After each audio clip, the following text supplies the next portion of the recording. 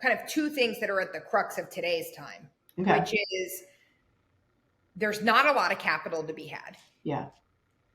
And so how do you pick the right investor in that circumstance? Mm-hmm. And then two, how do you shift your business model so dramatically to fit today's standards? So I have a lot of empathy, by the way, for entrepreneurs who started their businesses in 2016, 2017, 2018, 2019.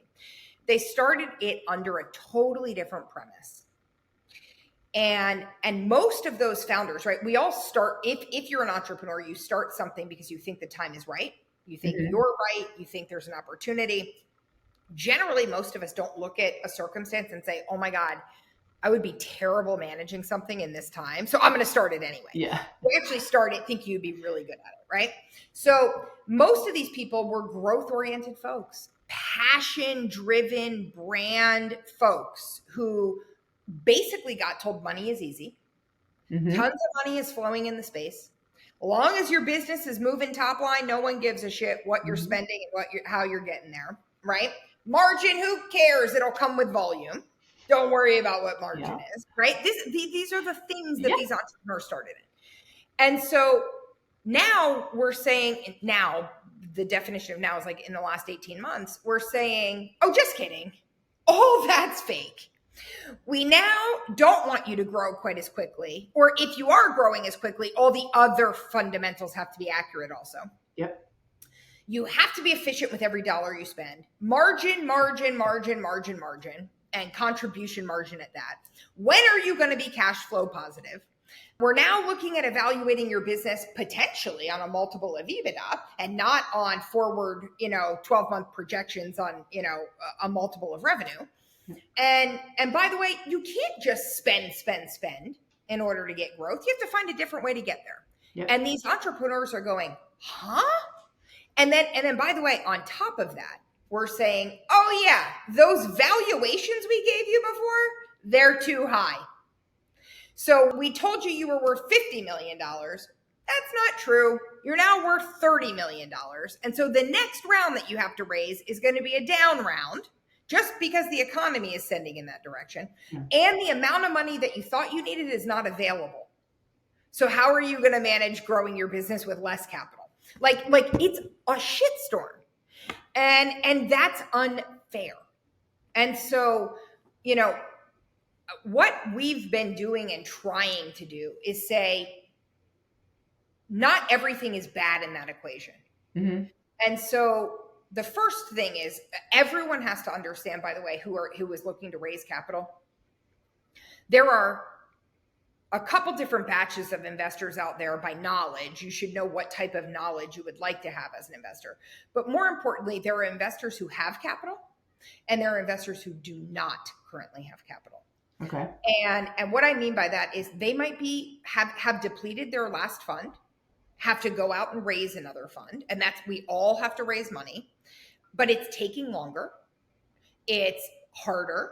Less money's coming into the space for us. And most of my fellow investors I have found are not being honest about that. And so they're going lengths with these businesses and not saying, but I have to go raise it. Or I don't have all my fundraise yet, so I can't start investing, or whatever the answer is. So the first thing is ask the investing partner that you're talking to, do you have capital to deploy?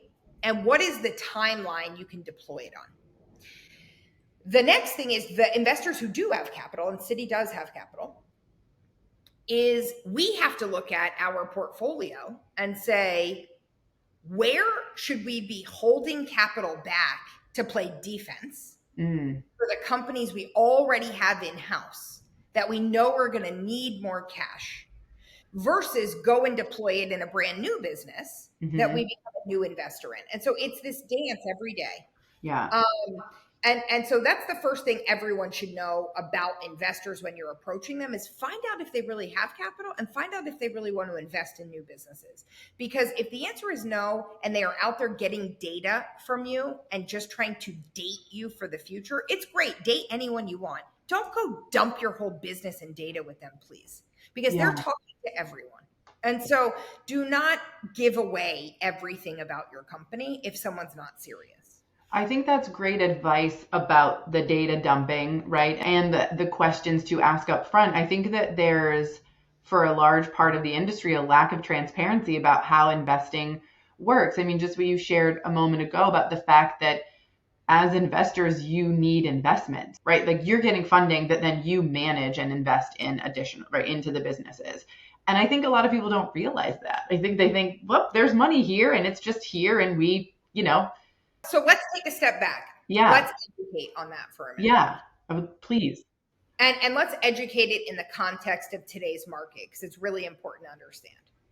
So there's many types of investors, and I'm not talking about VCs or PE funds that you go to. I'm talking about people who invest in VC and PE funds. Okay. So you have angel investors. They tend to write small checks. They tend to write them direct to companies, and they tend to write them in startups. Every now and then you might have an angel investor that invests in a fund, but most funds of size in the several $100 million range, they have requirements for the size of investor and how much personal capital they have to invest that they're allowed to take in. So someone may need to have a $1 million net worth or a $5 million net worth in order to be able to invest in your fund. So you're moving out of the angel investor category.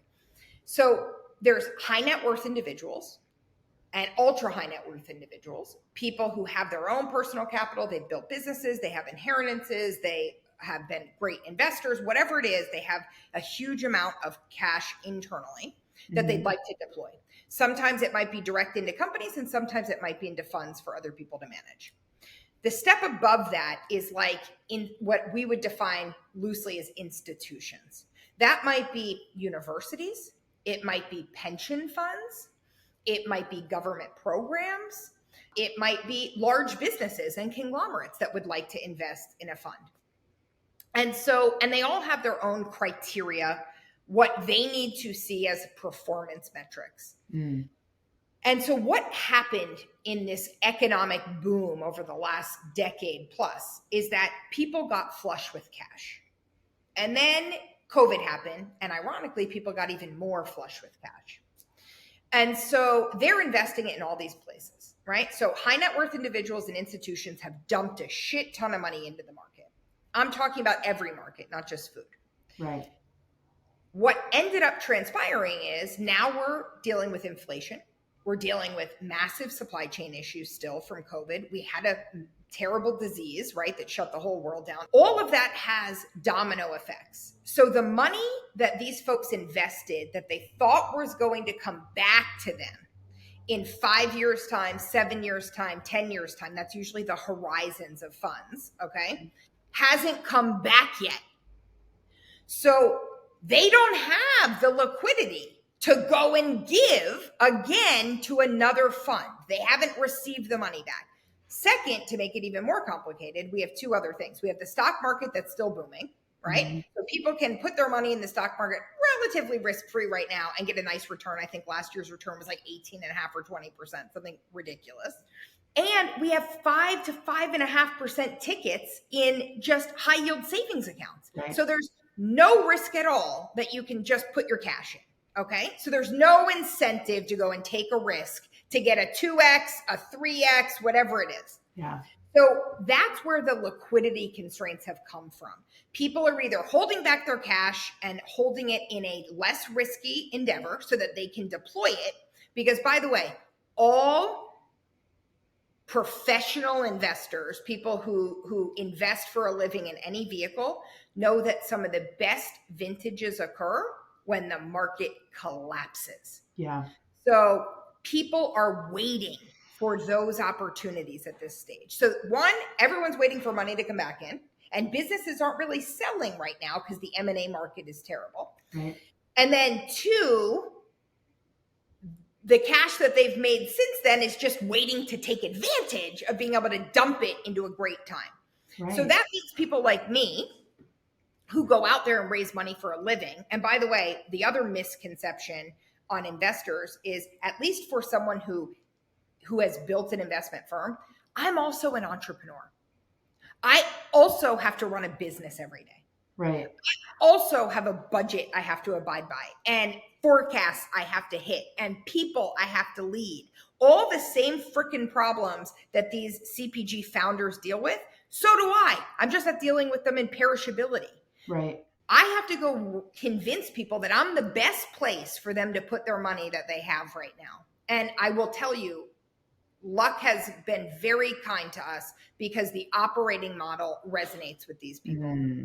And they look at it as a de-risking measure. And we have raised capital far easier than most of the other firms out there, and we are grateful for that. We still struggle. It is still a fight. I still claw to get dollars in the door, but I think we've had a slightly easier time.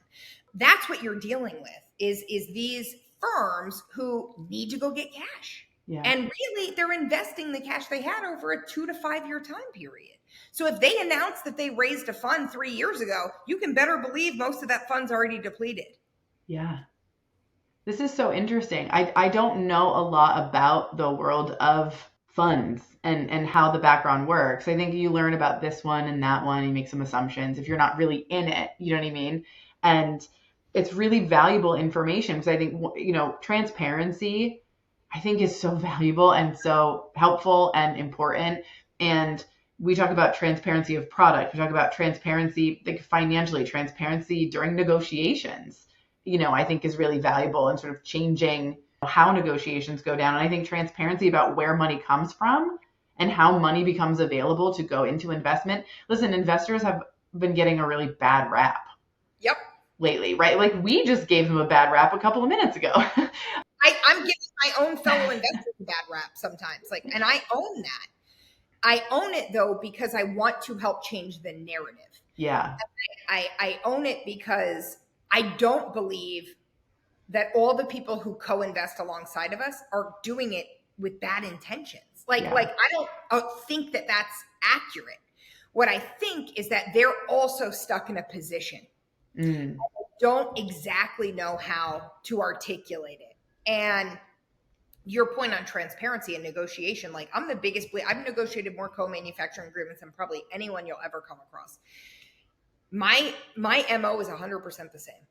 I'm not giving you something that's over here that's brand friendly. Do not give me something over here that's company friendly. I'm giving you right down the middle 100% of the time because I got to be happy with you and you got to be happy with me. And if you're not making money, neither am I. So let's just cut the bullshit and start in the middle. Yeah. And figure it out. Right? Yeah. And it works every single time. Yeah. Yeah. And so it's the same thing on the investor front, which is you have to ask your investor, what are you looking to achieve? Yeah. By putting your capital here.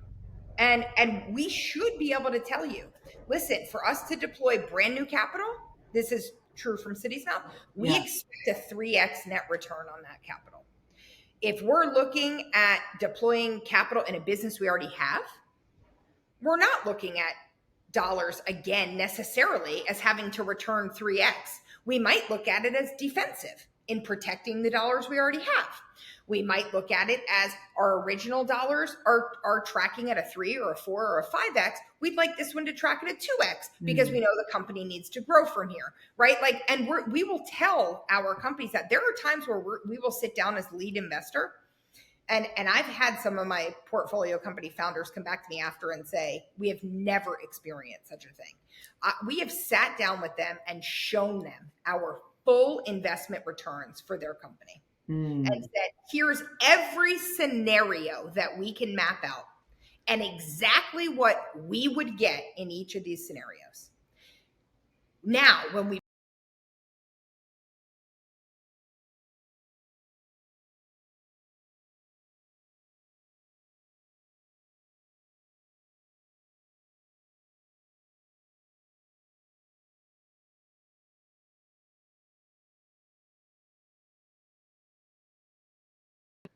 and they're blown away.